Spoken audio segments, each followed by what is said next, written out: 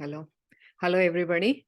I welcome you all on behalf of Beyond Your Mind Foundation, Crystal Children Corner, and Indigo Youth Platform.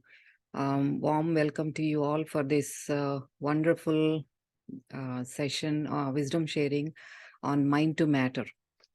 This is such a beautiful book, which is geared towards new generation, like where everybody is so skeptical about how things can happen.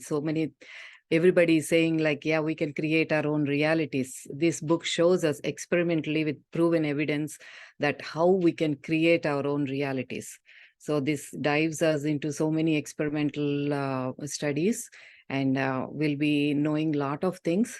And as we are moving forward, I think these are the books that we have to experiment on ourselves instead of just listening and going and just forgetting what we learned in the sessions. This is for us to understand what the material and what the author is trying to say and what that experiment conclusion is. And from that, if something interests you, you should take it into your life, like make that experiment on yourself and then try it on yourself and see how that works for you. And you will be the another author, like write your own story. Okay. With that being said, I would like to dive into our topic. I'll start my sharing my screen.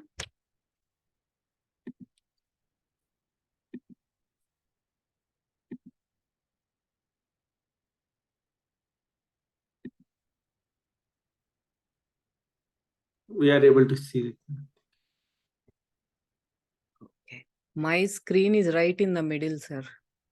My Zoom screen.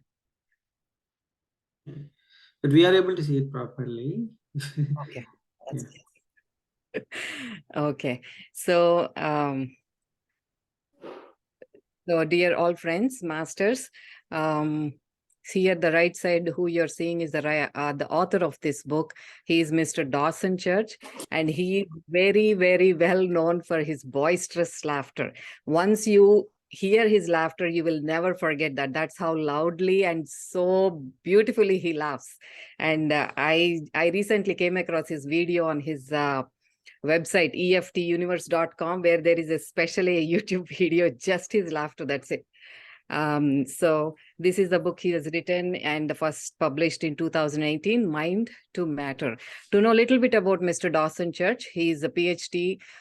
He achieved his doctorate in natural medicine, and he is also an award-winning writer, a scientist, a visionary, and he's a scholar. And his books have like award-winning books. The first one being Genie in the Genes. That was his first writing, was first book in 2004. And that is like a game changer. So far, what we have thought, like we inherit diseases from our ancestors. Like if my mother has diabetes, if they have any depression or anxiety that's running in the family, or any cancerous conditions, we always think that we are prone to them. It's inevitable. So this book is an eye-opener. He talks about epigenetics. We have that power to control our own genes just by emotional regulation. And then comes the Mind to Matter. This is released in 2018, published in, and then Bliss Brain. All three of them are like wonderful books. So his team is like continuously working, experimenting, clinical trials. That's what their job is. And they have their own website, eftuniverse.com, which is like emotional freedom techniques. They teach us and they train the practitioners, if anybody is interested, to how to come out of like a PTSD or stress or anxiety. All this anxiety, once you remove that stress in your life, how you can get over all these diseases, chronic diseases, and how we can live a happy, peaceful life. That's what the main goal is. So he trained so many thousands of people. And he also has, in 2007, founded National Institute of Integrative Healthcare, NIH.org. And he treats veterans for free of cost, which is a big contribution. So in this book, he gives like a small story of himself before we dive into the chapter 1. The introduction was given by another great, he's a by profession, he is a chiropractor who is Dr. Joseph Dispenza. You might have heard his name. He's all over the place in YouTube. His books are so popular, like Becoming Supernatural, Breaking the Habit of Being Yourself, and You Are the Placebo. These are the wonderful books. They are similar concept, like how with scientific evidence, and if you experiment these things on yourself, how you can change your life to the way you want to live. These two authors are like they're like beautiful friends even in the outside world. They met each other in Pennsylvania conference, and they've been working together since then. They just the same vibes. They attracted each other, and they're traveling together. So the introduction forward was given by Dr. Joseph Dispenza. So we start with a small story of given by Dr. Dawson Church, his own experience, before diving into the chapter. So when he was working on his first book, The Genie in Your Genes, in 2004, he goes to Hawaii just to be on the seashore, and he wants to have that peace of mind. He was getting close to the deadline. He has to give it to the publisher, finish the book and give it to them. So he went there, and after he finished his work, he rented a condo, and he was just doing the snorkeling. He just and he forgot that he tucked his condo keys, along with his car keys, and before going to snorkeling, he forgets that. He dives deep in, he enjoys his snorkeling. After he comes out, he finds out that keys are missing. It's like he can't go anywhere. He has to write his book. He has nowhere to go. The car is locked now. He has no keys to go to use his car, or to even if he goes to condo for some reason, somehow he doesn't have keys to the condo. So he's stuck there in the on the shore, on the beach. Now, what can I do? He, like any one of us, we would panic in that situation. He did that also for a few minutes, and then he remembered, like, because now he's like a researcher and he's working on all this. He tried that on himself, just inner composure. No, I'm not going to get there. I want to be with myself. Just that coherence, mind, body, spirit in coordination. He tried that. Just close your eyes, be with myself. He centered himself in his heart area. Even in his interviews also, he always starts his interview with both his hands on his heart. He says, like, I am with myself. I am aligned with my higher self. That's how he starts, and he sends all that good vibrations before he starts an interview. Like, whoever is listening to this interview, something good is going to happen to them. That's how he starts. So he did the same thing in that scenario also. He was with himself. He centered himself in his heart, connected himself with his higher self. And then now he goes looking on the beach in the sand, like if keys are somewhere. He tracked himself back. Now he again snorkeled and dove deep into the waters. He could not find. Wherever he went before, he tracked himself back. Okay, I stepped here, I was walking here, I went into the water here and all that, but he couldn't find his keys. But the main takeaway here is he did not lose his confidence. He kept like, I am going to get it, that's it. And now he came out. He was standing near the car, and just now what? It's already like sunset. It's getting dark, and he finds a father and 3 sons. They were doing the same thing, like they were swimming there, and they're enjoying themselves in the beach. So some intuitive thought, like some message comes to him, like, maybe I think they have my keys. I'm sure they did. So he walks towards them and asked the father and 1 son, like, did you see anything when you went down and dove into the water when you're doing snorkeling? Did you find anything? They say no. But the little guy who is standing next to them, he shows the keys and say, here you go, I found this one. That's an amazing, amazing experience that he had, and he shares with us in the beginning of this book. So with that being said, let us start our chapter 1. So this also talks about what we face in every day-to-day life. You know, the mind we use for thinking and everything, it's called local mind. So we get input from all these 5 senses, and our body reacts, and we are with this, and that is the local mind. once you are connected with the higher self, that is a non-local mind. That's how they use the terminology here, just so that in the future chapters, if you come across anything like that, you know what it is. Local mind is what your mind is doing with all the input that it's receiving in this physical world. And the non-local mind is something that is messages you're receiving from the higher self when you are with that inner composure. So now, the title of this book, Mind to Matter. We're traveling from mind to matter. What is this? What is mind?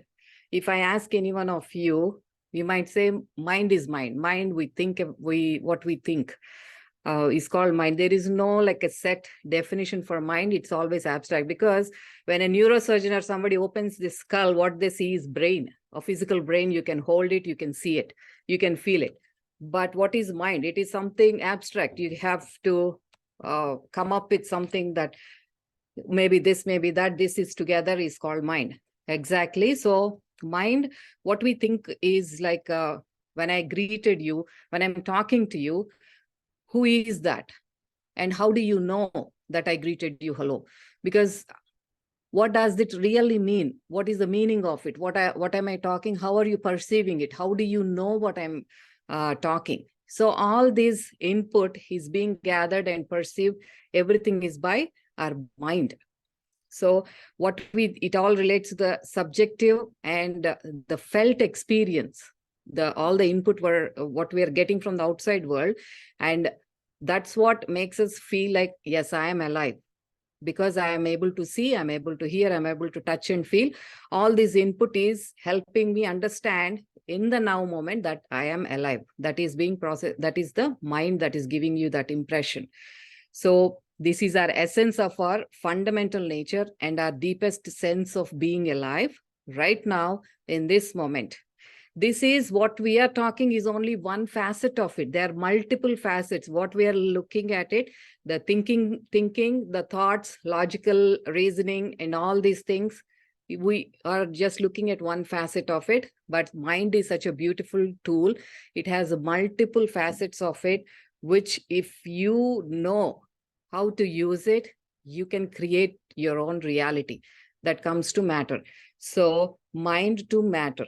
Now, how this mind, my thoughts are going to become the matter, which is what I want to achieve. So if I say like, I want to be a teenager, now can I do it? No, I can't. There are some limitations to mind. So we're trying to understand the middle path, what mind can do, what mind cannot, and how I can create the matter I want to do. Like if somebody's thought has turned that into a Zoom, the reason how we can use the Zoom is somebody's thought materialized. We are sitting on a chair. Somebody's thought materialized into a chair. Everything is thought, mind to matter. So what exactly is matter is, it is something that occupies space. It has a mass, which we call all these objects subject to matter around us. We call them matter, which we can see. Now, what is metaphysics? Metaphysics is, it's a branch of philosophy which all talks about something that you cannot see, you cannot touch or feel with your physical eyes. It's some abstract knowledge. So this is what we have learned so far, even in the ancient times. Metaphysics, it's like, okay, you have to sit in meditation, you have to close your eyes. It's something that you perceive, the energy, a vibration, cosmic, that sensation you perceive. It's hard to explain. It's all that abstract things. That is metaphysics. So this book helps us understand how metaphysics meets science with all this evidence-based experimental techniques and everything what they used. Now it's in front of us. They did all the hard work. We're just trying to understand what they did. So chapter 1, how our brains shape the world. So far, in this picture, what you can see is the structural brain. This is the cerebrum, which is divided into right and left, and right is mostly like artistic and how this music, even the spiritual part of it is related to the right side of the brain. Left side of the brain is logical thinking, executive functioning, whatever we need in this physical world, that is being processed everything by the left side of the brain. And you see the pineal gland, where pineal gland is what we call the third eye in the spiritual science. So that's why I pointed this one. So third eye, we think like, oh, some people have third eye. That the have is not the right term to use. Everybody is born with it. Is it activated or is it like staying in a dormant state? It's up to us, and how we activate it, it's on us. But every single person is born with it. It's an anatomical structure. And there is a cerebellum, it's the back of your brain, which helps with balancing and long-term memory and all that. And the brainstem is an important part of the brain, which is like 300 million years old reptilian brain. And it controls all our involuntary actions, which are like heart rate. We don't control our heart rate or blood pressure or the digestion and how the kidneys are excreting all this waste material out, which are not in our conscious control. That is being controlled by brainstem. Our breathing is one thing that's beautiful. It is both voluntary and involuntary. What we are doing in meditation is voluntarily trying to control some of that breath pattern. And that's how we dive into meditation, with that conscious breaths. So breathing is both voluntary and involuntary. When we're not aware, your pattern changes.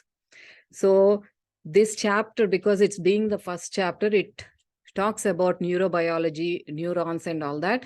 I'll try to explain as clearly as possible. If you have any questions, you can feel free to ask me towards the end of the session, but try to understand what I'm saying. This is a structure of the neuron. You don't have to understand, try to memorize the names or anything. Just try to understand the basic function of it. Neuron is the basic cell of the nervous system. Okay, the minute microparticle of it. So in this neuron, because this is an enlarged one, you see it like a big one.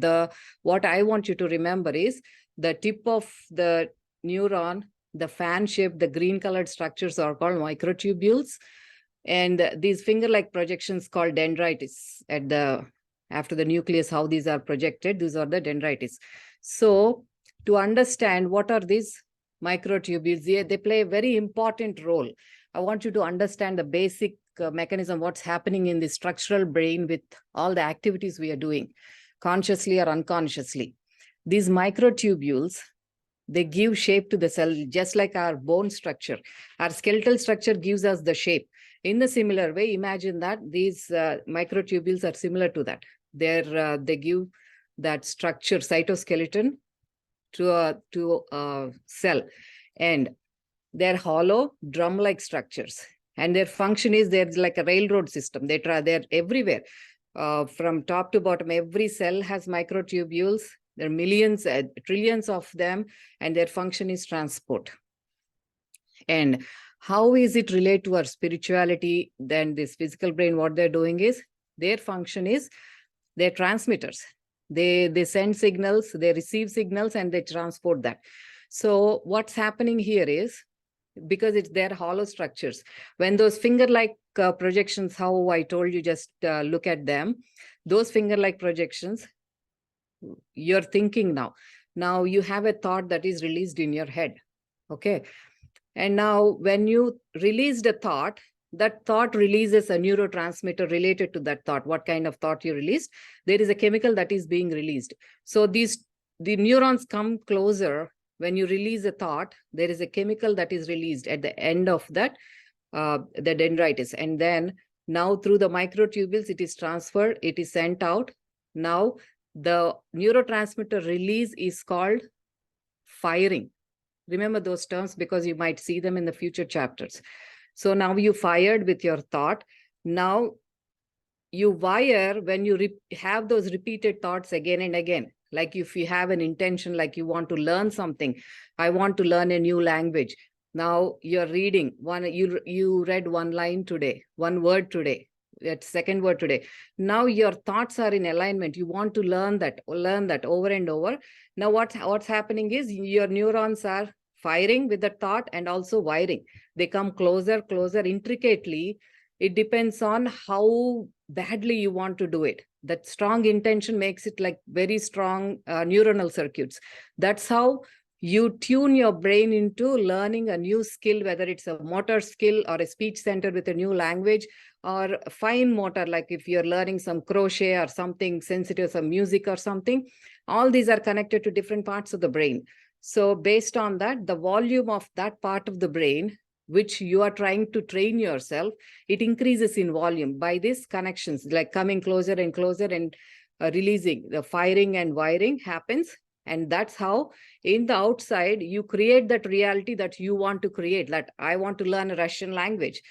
Regardless of your age, this is another myth that has been followed for many centuries, that our brain has a certain time frame, like it grows until like 17 years and 18 years. After we finish the teenage, brain it has no longer that capacity to learn anything new.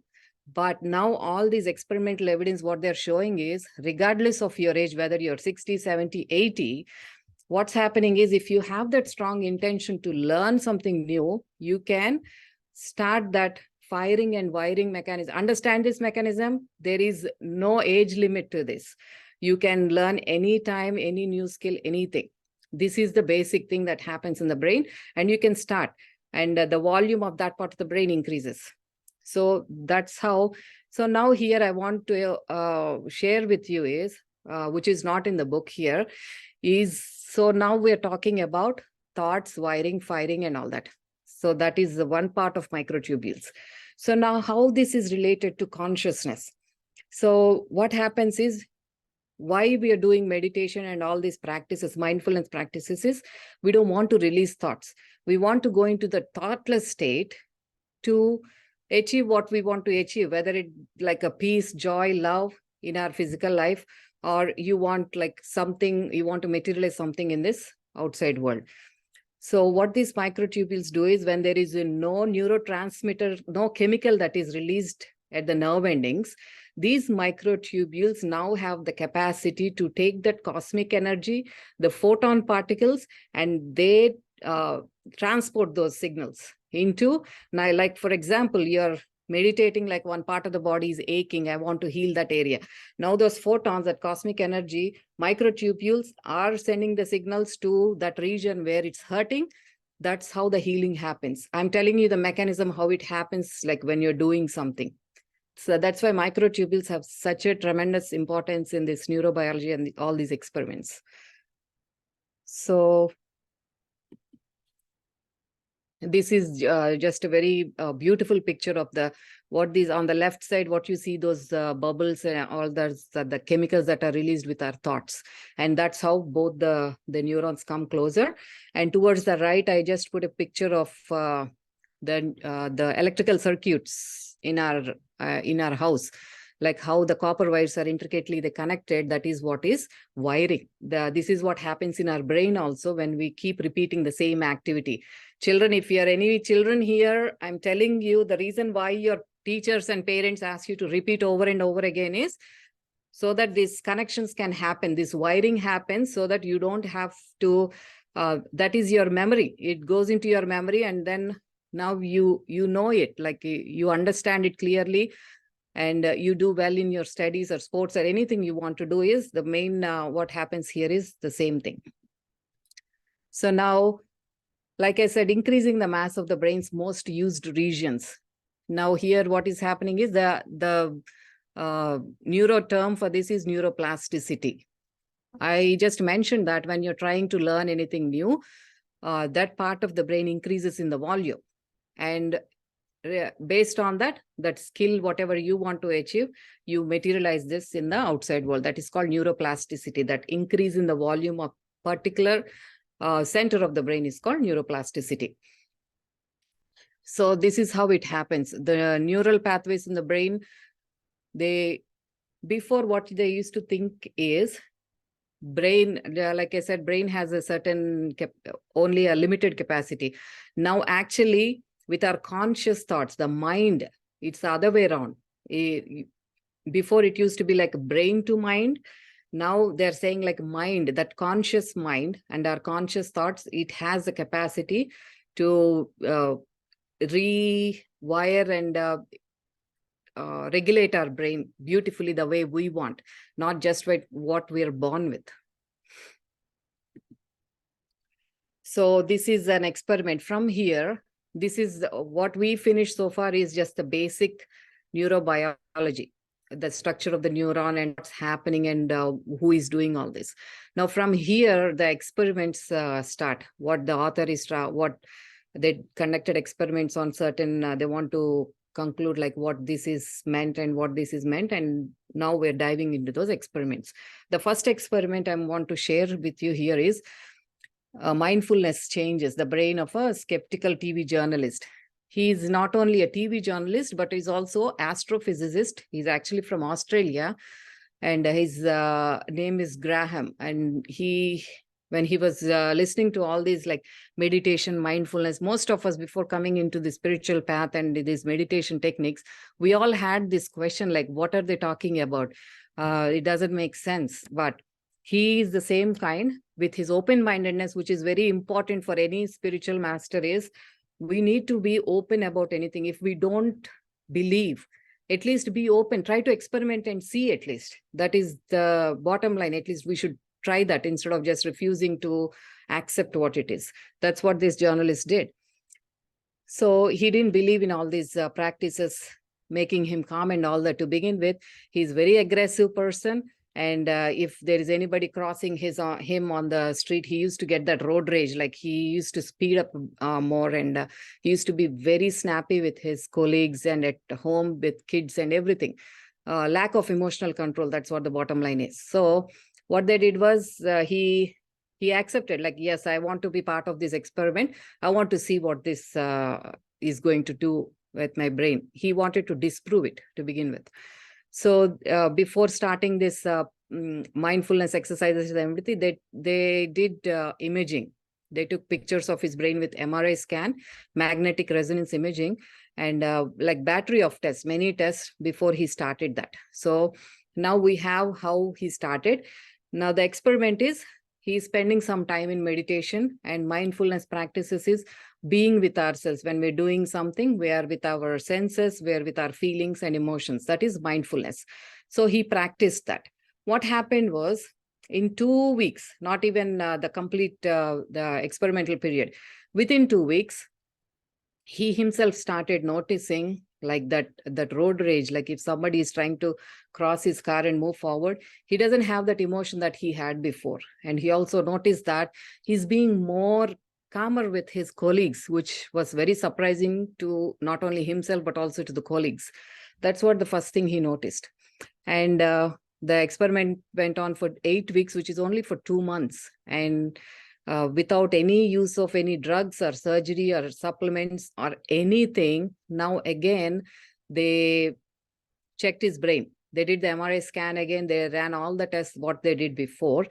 And surprisingly, what they found out was the part of the brain, the dentate gyrus, it's called, which is, once I stop the slide sharing, I'll do my hand brain model to understand how it works.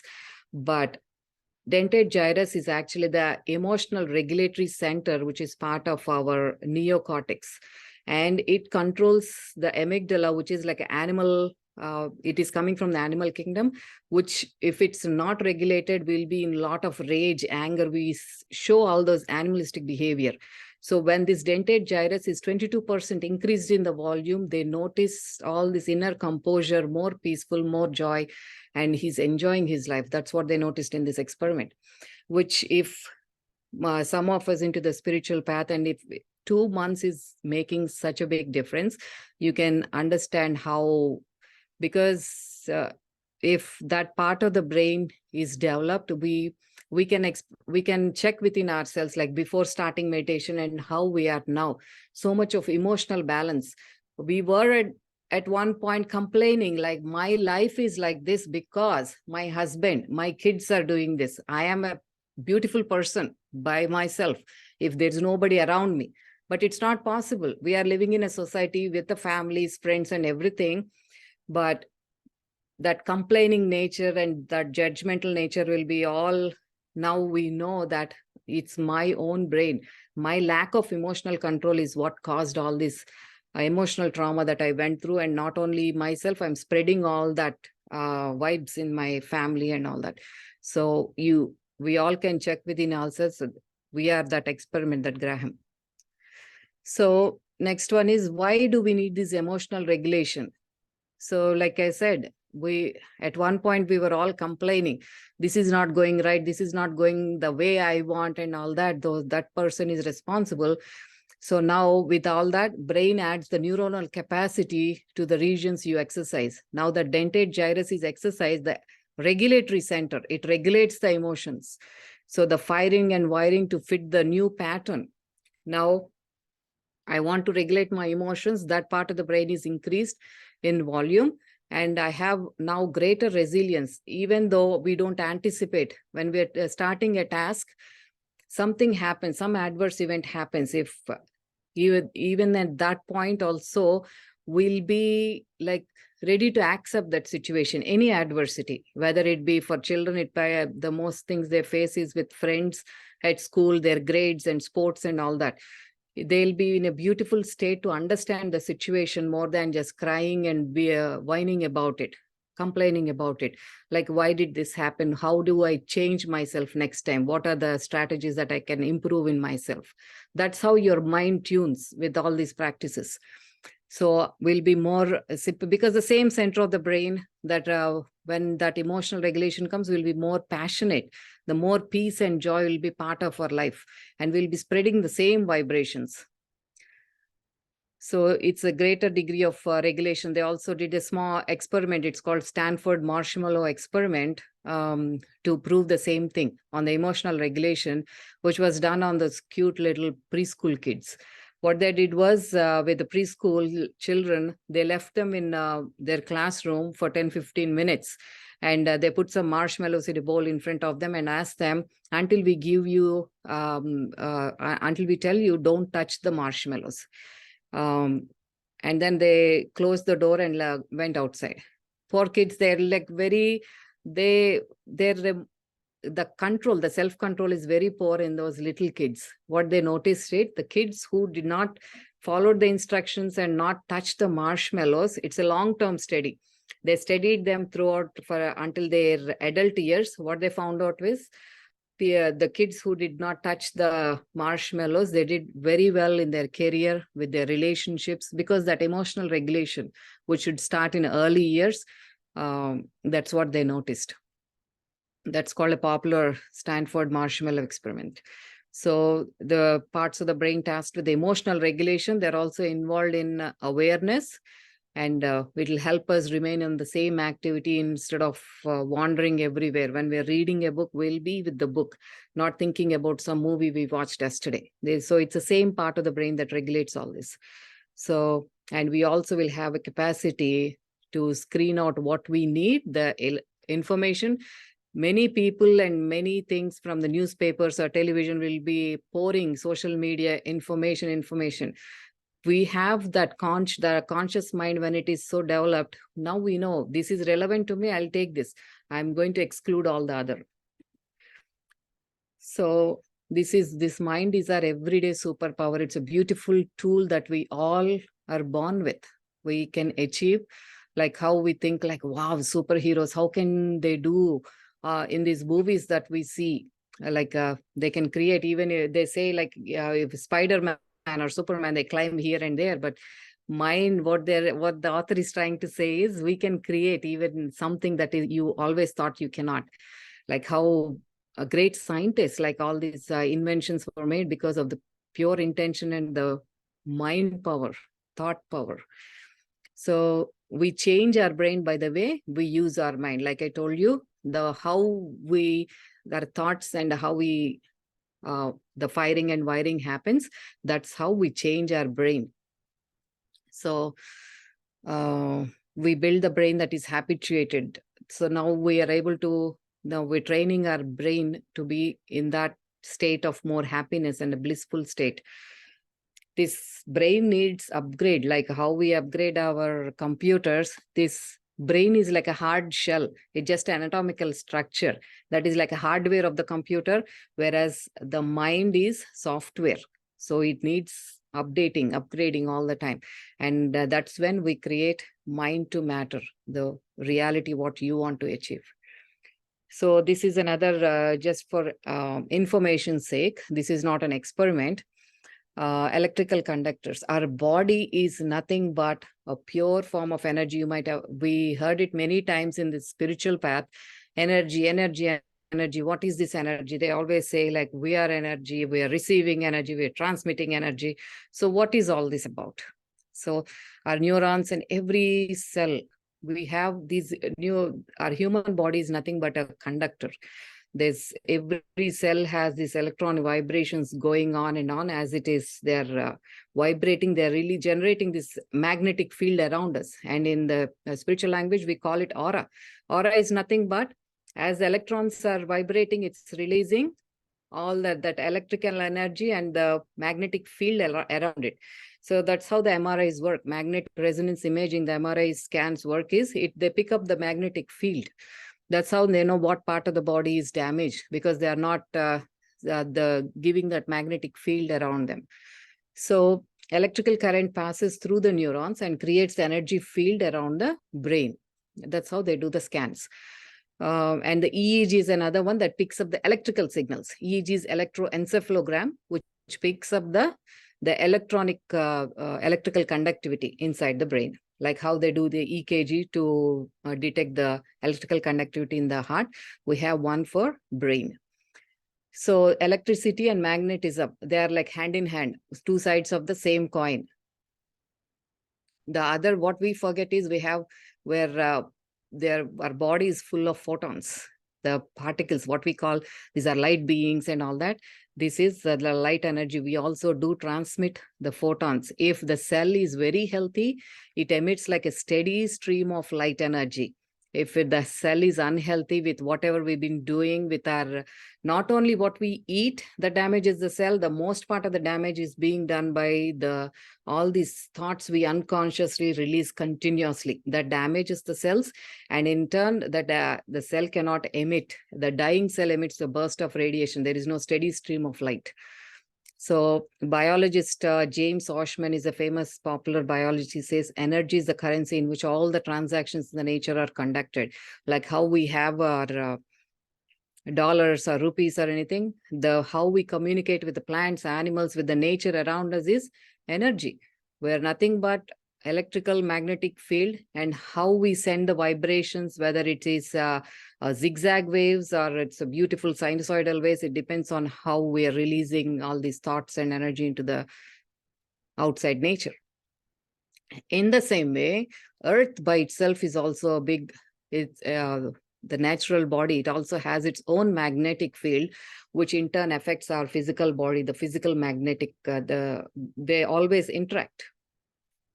So a small magnet, like if you talk about planet Earth and us, the small magnet, it has a small magnetic field around it, energy field, and a bigger magnet like Earth has like large magnetic field. That's what the gravitational pull we always feel. Body's energy field is influenced by it. That's why we are able to stand on Earth, is because of that gravitational field.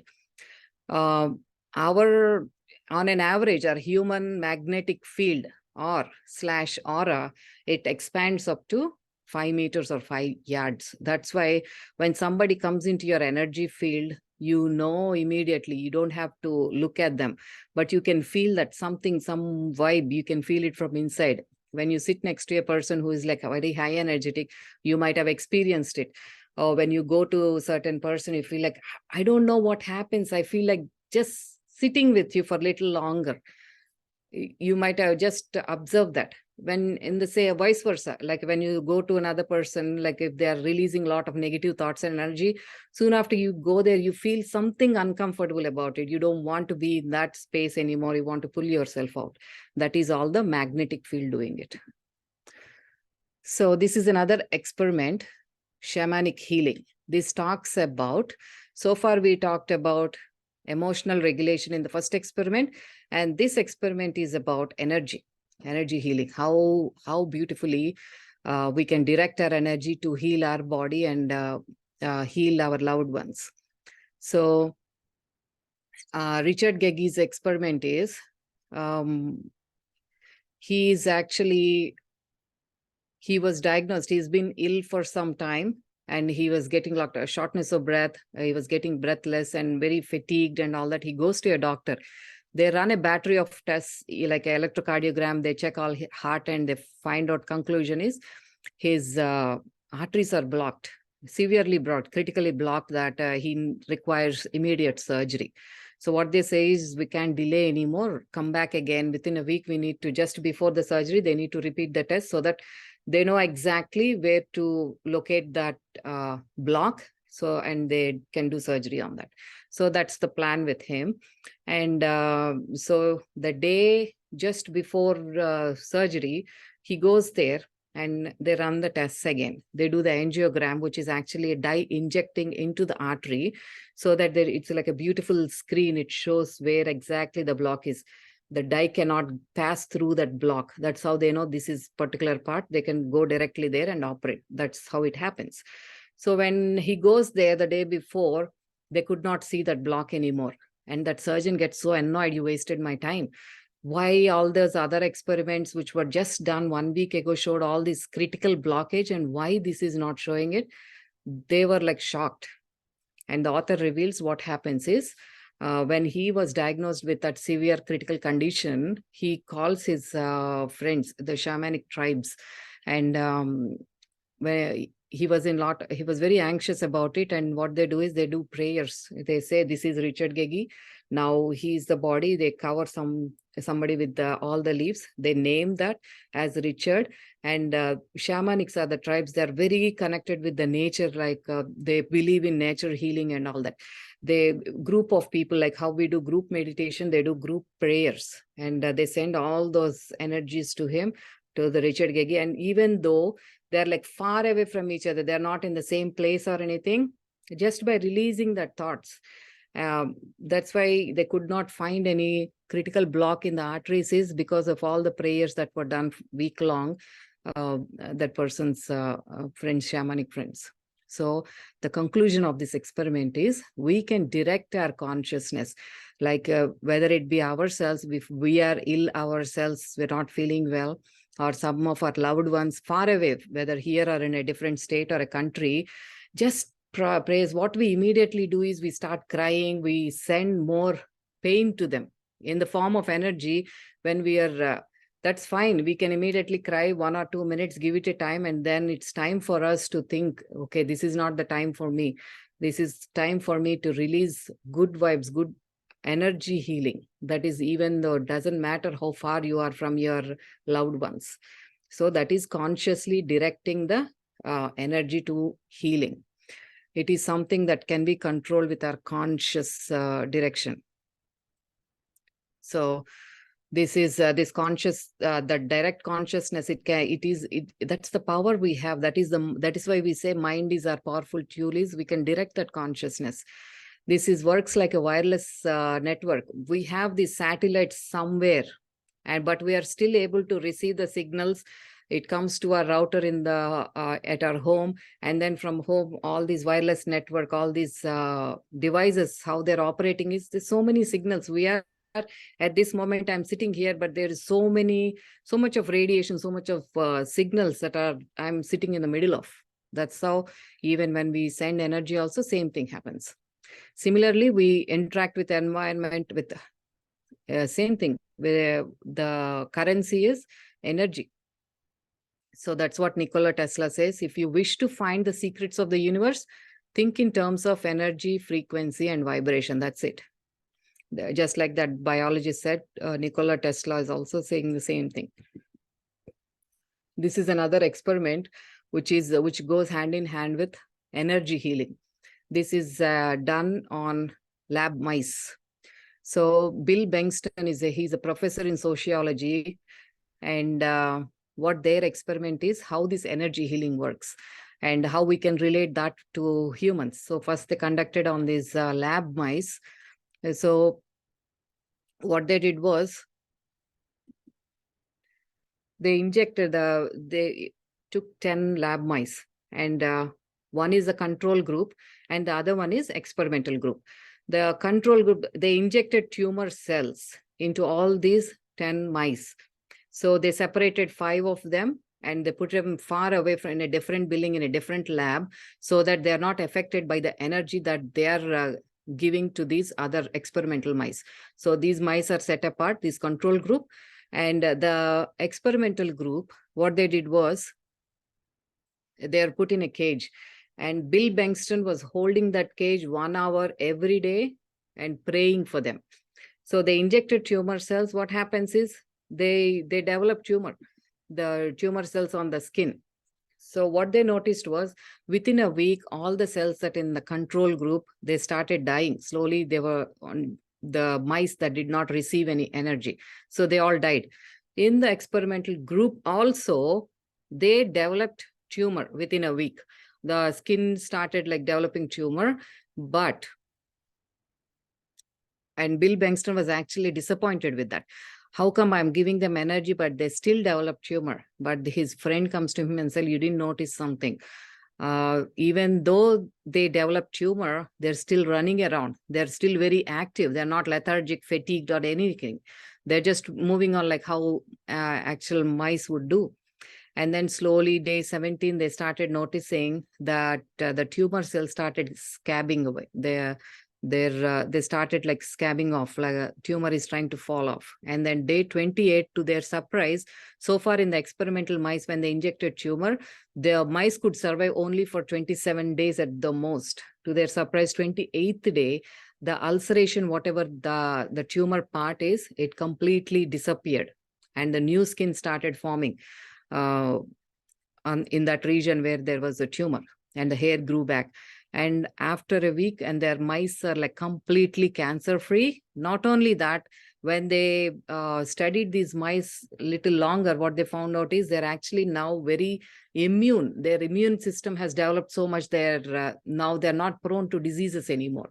This is an other experiment which we can relate to ourselves, how this energy healing beautifully helps. Instead of living in that pain and accepting that, like, cancer is a big thing. Immediately, if we hear the diagnosis, what the immediate knee-jerk reaction is, there is no way other than like we have to die. Death sentence is the only thing. But this experiment, when we relate that with our life, we can clearly see that we can heal with conscious, like a energy, how we can channel within ourselves and direct that consciousness. We can heal ourselves from any diseases. So Bill also tried with treating water, like how we go to temples and they give that treated holy water to us, the tirtha. And that's why they say it's very holy. To drink that is good for you, is because all those prayers go into that water. When we take that, our cells absorb all the beautiful energies. That's why they say it has that power. Same thing, Bill tried treating water with his prayers, and he gave that water to the mice, which to his surprise, like it was as effective as healing practice that he did on these mice. That's another thing that we can remember when we go to these temples or churches or anywhere. When they give that holy water, just drink consciously, like beautiful energies are going into your body.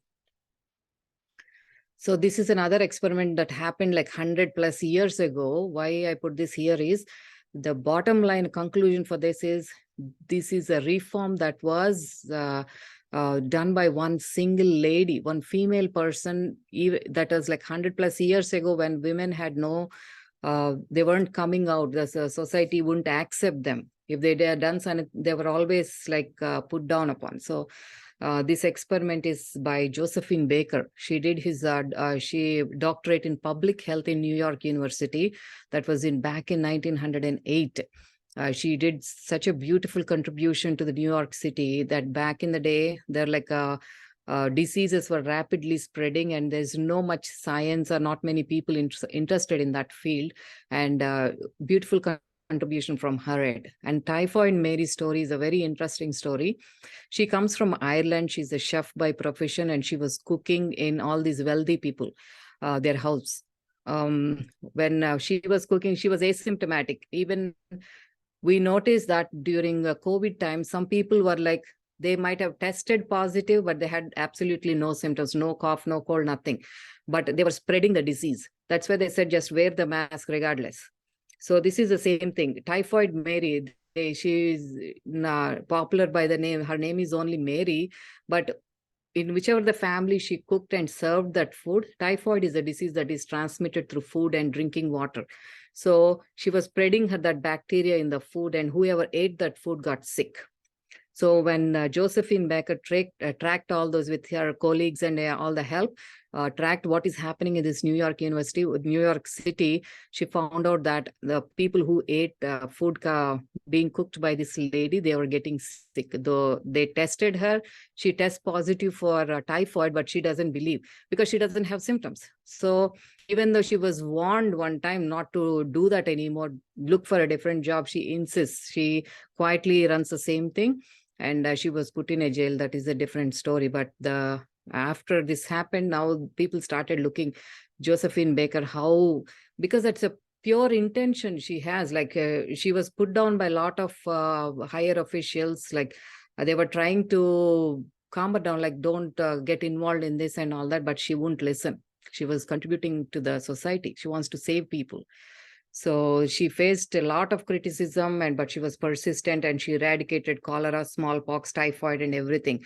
So the bottom line, what we have to learn from here is, even though you are one single person or you're a small group of friends, like one or two friends, you have this strong intention to bring some change. You have that thought, but you're thinking about how society is going to accept it, or is it going to be fruitful, and all those other thoughts. Just go with it. That's why this experiment was put in here, is never think that small group of thoughtful and committed citizens cannot change the world. Indeed, it's only thing that has ever happened is like one thought coming from one person made a big difference. We have seen that in all these great contributions, they're always coming from one person. So that's how it is, self-directed neuroplasticity. The final point here is, mind is like a container. Just imagine this mind, what the mind is getting all the input from all the senses, where what you see in the TV or newspaper, or you hear from your friend calls you. That's an input for you from auditory stimulus, that the listening is happening there, and it's going unconsciously or consciously to your brain. And that, unfortunately or fortunately, that creates matter. So like how we learned from the first experiment, we should develop what is relevant to us, what is irrelevant to us. Don't fill your mind with all that trash that is been, all the senses are giving us input. Mostly visual and auditory are the main input that we get from the outside society. We should be very cautious about that. When somebody is calling you just to complain, some people are just, they want a listening ear. They don't want to bring any change in their life. All they want is just throw that garbage into us. Our container will be full of garbage, and we start stinking, and we complain like, why am I stinking? That's not going to help. Help yourself in the first stage where you're picking up the call. When you know in the first conversation, first few minutes, it's not going to go well, I'm taking all the unnecessary garbage in. Just use your creative ways to cut the conversation. There's no this right way or that way. Be cautious and conscious about what your input you're getting. So if you take unhappy input, you create unhappiness into your life. If you take all this happy input, you create happiness in your life. So that input is very important. So they do influence us, thoughts, beliefs, and ideas coming from our outside of the brain. So we can consciously what we want, like tangible material and intangible material. We want all the materialistic things. Okay, fine. Now we want to think about what is like intangible, like that is permanent. What is permanent? Peace, joy, happiness, blissful. No matter how much money we get, how much wealth we have, how much materialistic I have, iPhone watch, iPhone, this and that, all these materialistic things, these are all tangible. Intangible is, we want to live with all these seconds of pleasures. Ultimately, we should know, and we should learn how to create that ultimate bliss. So now the author is asking all of us who is reading the book, what world will you shape your brain with your brain? What kind of world you want to create? Because one brain, two brain, three brains, as a society, as a collective consciousness, we create what we want on the whole for the mother planet Earth. So consciousness is so powerful, much more powerful than you realize. It's so magnificent. Brain and mind, they're capable of just creating what you want in the like a health, wealth, well-being, with yourself, with people around you, friend circle, everywhere. Just conscious mind, that's all. It's time to turn your thoughts into things systematically, not use all the garbage, but conscious, that's all. And then in later chapters, you'll learn more about how you experience a lot of experiments where you're going to learn in the future chapters, and how this, that's why this neurobiology is important, is how the synapses are made, how this firing and wiring happens, what is that basic mechanism that is happening. So consciousness and matter interact with the fields around you, and the result is material reality that you want to achieve. So with that, I want to stop my slide sharing. If you have any questions. Thank you, Anu madam, and wonderful session. Great material, and coming from you, it makes more special, because I know you are from the science background. You are a physician, and you have that's a deep knowledge on science and how the brain structure and all coming from you makes very clear picture for us. Great knowledge and wisdom, how the thoughts affects our brain and every part of our body, our cells. Really great wisdom, madam. Thank you so much. Thank you. Thank you, sir. Thank you. Thank you, everybody. Thank you for staying with me and listening very patiently. No, madam, it was very interesting, actually. Yeah. Sailja Sagi, madam, wants to talk.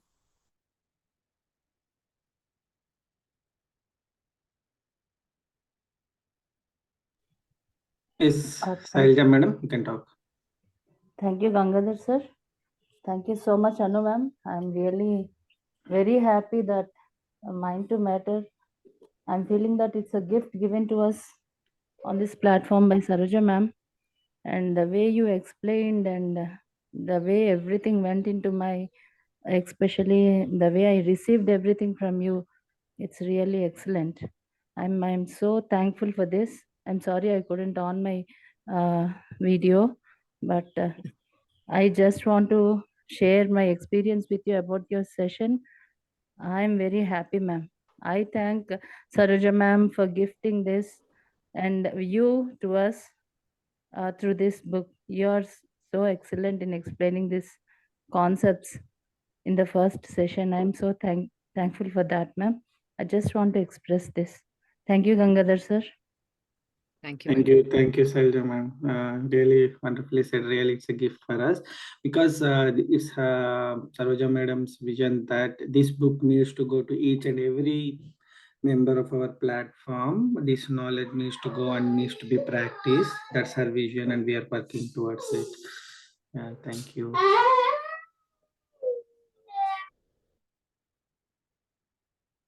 Yes, Deepthi madam. Yeah, nice meeting you, ma'am. Very nice session. So, just like I would like to express my gratitude for explaining this. Though I bought this book, I didn't have the time to go through that because there are a lot of text is there. So when Gangadhar sir has sent this Zoom session, I felt like really happy. And actually, ma'am, we run a high school. There are so many students, those are having fixed mindset. Okay, so however, I tried to convince them. So though I conducted the test many times actually.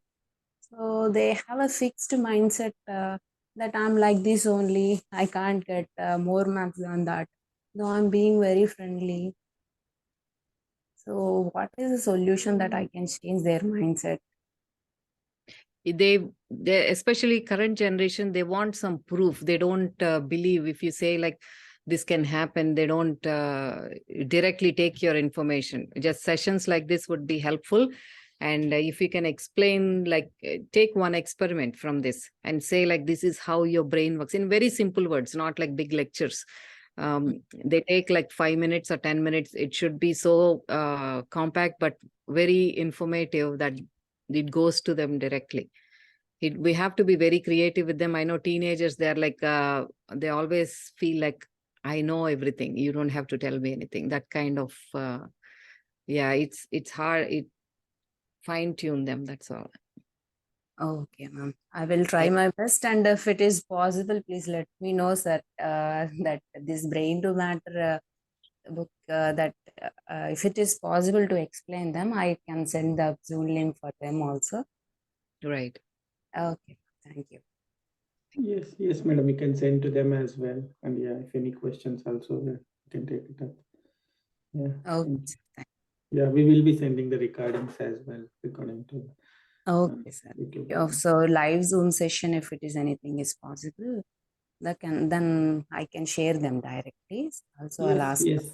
Yeah, you can share these sessions, which we are going. Yeah. That will help them ask questions if they have any. Yes, madam. Okay. Yeah. Yes, the any fixed mindset, I think only will change with the thoughts. I think they have to change their thoughts, then they will change their life, like as it explained, but it's very difficult for them at that age, but we need to encourage them by doing that. I think so. Yeah. Thank you, Deepti madam. Like we heard your work from other sessions, like how you are taking these awareness sessions and all to the children in your school. Really great, very impressed with your work. Thank you, Deepti madam, for joining our sessions. Okay, sir.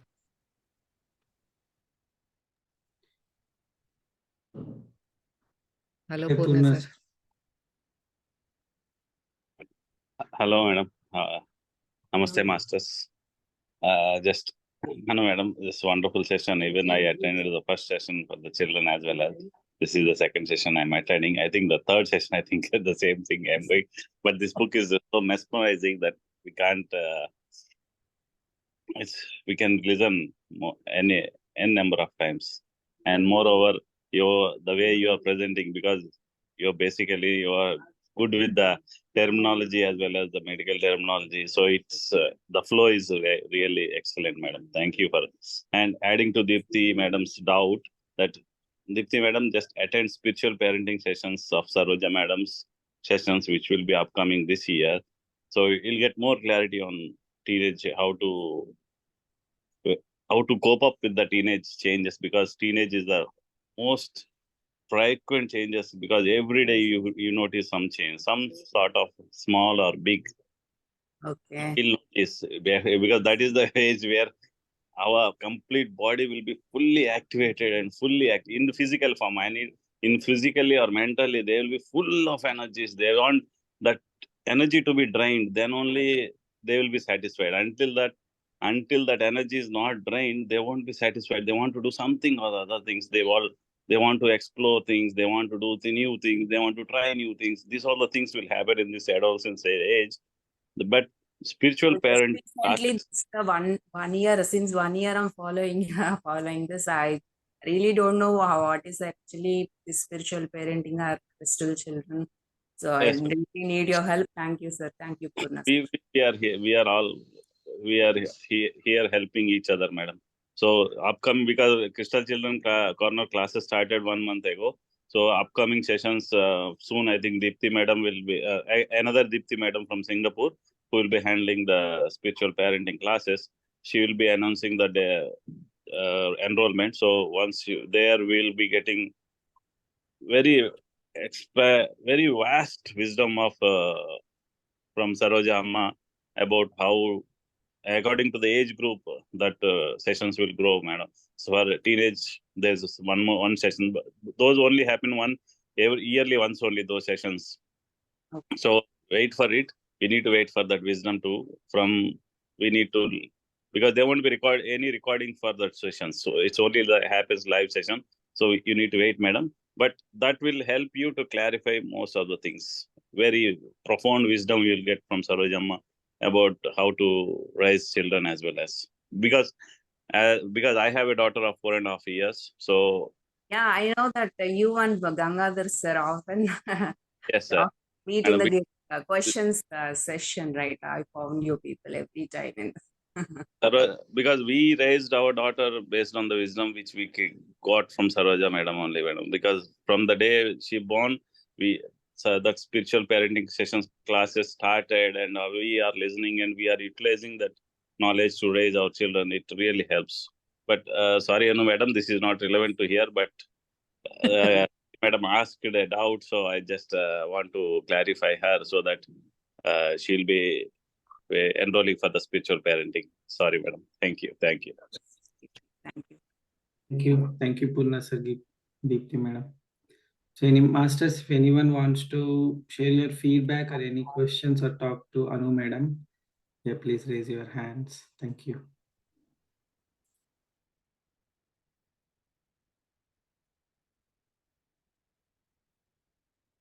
Yeah, go ahead, Navina madam. Hi, no, ma'am. The session was excellent, ma'am. Very useful, actually. Yeah, so you shared that situation. So when the key lost that, the right there. So it was excellent, ma'am. So when I realized, I face so many situations like that. So when I, when I realized that one, it's like, why I silly I do this like this. So we can think in that way. So we can think like so we can concentrate on our breath and we can realize, so like, yeah, this is happened, so what happened, what is the next step. When you focus in that way, we we have so many directions to choose in that time, right? But yeah, that is the main, like, all the concepts are very nice, ma'am. So I had to uh, uh, listen again the session. So I listen all the points carefully, but I have to listen again. So you explained each and every point very clearly, ma'am. Thank you so much. Thank you. You are the correct person to explain the mind to matters, ma'am. Thank you so much, ma'am. Thank you. One thing I wanted to say, like the hand brain model is like, if you just stretch your palm, open your palm, right? You fold this one. We have that stress management technique also. This is our emotional part of the brain. And this is how it is. Like if you look at your head from side, this is how it is, right? And this is the cortex, what we have. This is in the mammalians for us. And this is the reptilian 300 million years ago brain, which we develop in the fetus. The first brain that develops is this one. This is the brain stem. That is the controls all the involuntary actions and everything I talked about. And now this is called the limbic system, emotional part of the brain. So this is 200 million years ago. So this is still primitive, but we get it. This is what gives us the emotional response when we have thoughts and everything. Now this is our mammalian human brain. So what I was trying to say before, I said, like, after slide sharing, I'll do that, is all the outside input is coming. This is all the outside input is coming, like from our senses, outside environment, is being processed by this conscious, the cerebrum, the neocortex, it's all.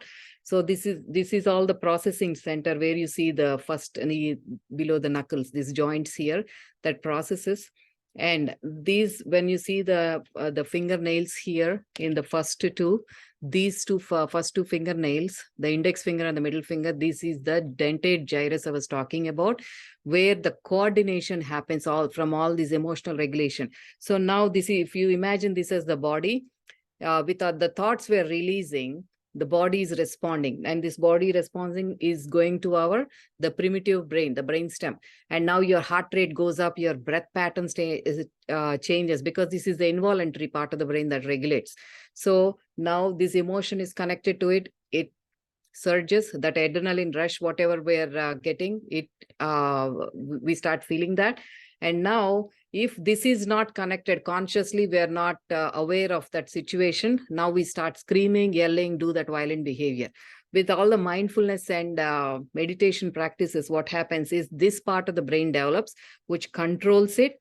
And the part of the brain called amygdala, which is part of this emotional center, it shrinks a little bit.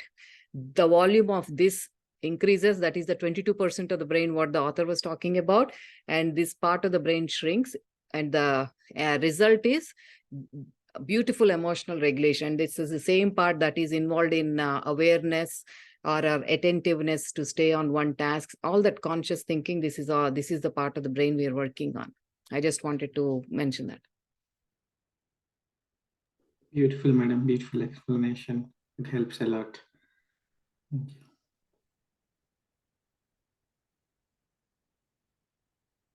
So, masters, if anyone else wants to talk to Anu madam, any feedback or question, please raise your hand.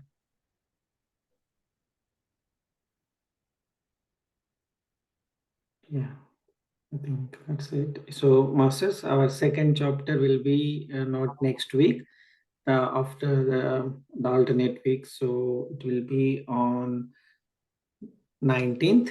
So yeah, next week we'll have the same chapter in Telugu. Yeah. Okay, then we'll share all the details. Thank you, Anu madam. Thank you for telling this Thank you. session, making this time. Thank you so much. One minute. No, madam. Yeah. Just to the topic which you told in the last about the emotional brain and all. Can you make a separate video for that one? Because really, that's really informative. Because we can't really explain brilliantly, madam. Because it's very simply you explain, and at your convenient time. Just it's like what is that technique and how it's scientifically explaining is really wonderfully you explain, madam. Because I never heard of that one previously. This is the first time I heard, and it's really it's really because we call it as Ananda Mudra, because that's what Suresh sir told, because we call it as Ananda Mudra. We don't know what's happening behind the scenes from the perspective of science. What's happening behind the scenes, we don't know. This is Ananda Mudra. Everybody knows. Yes. Everybody in Ananda Mudra. If we put this this posture, and our emotions will change and we'll be more happy. That's what we know. But yes, behind the scenes, how it triggers happiness by putting this posture, nobody knows that one. I don't think so. Nobody knows. Very few people may be knowing about this one. What happens behind the scenes when we put this one? How this affects our emotions and body and brain and everything. You beautifully explained, madam, that one really. So that's why I'm. Yeah, developed by a psychiatrist, Daniel Siegel. He developed that hand-brain model to explain to children, so that especially teenagers, how Deepthi madam was worried. He wants to explain that so that they understand the mechanism, so that they can tune their brains the way they want instead of being so rigid about their own thoughts and all that, to understand clearly in a simple way. Because from the YouTube video, I can cut that video, madam. That's not a problem. But that's not the. I just want you to make a separate video so that it will help the teenagers. That's what you do. Because this information is more needed for teenagers, especially teenagers, because that will create a profound effect on their mind and body when they know why we are putting this Ananda Mudra and what's happening when we put Ananda Mudra from physical perspective and in a mental perspective. So that you beautifully explained. I just want to make a video separately when you got the time. You don't, so that we can share it in our groups and other, because even adults don't know this information, madam. Most of the people. That's why I'm requesting. Thank you, madam. Sure. Thank you. Thank you, sir. Thank you, Purna sir. Thank you, Anu madam. Yeah.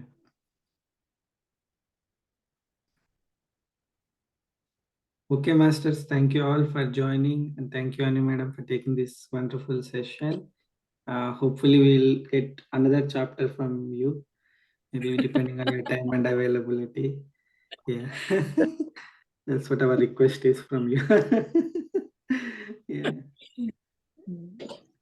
Sure, sir. Thank you, Okay. masters. Thank you. Thank you. Thank you. Bye. Thank Bye. you.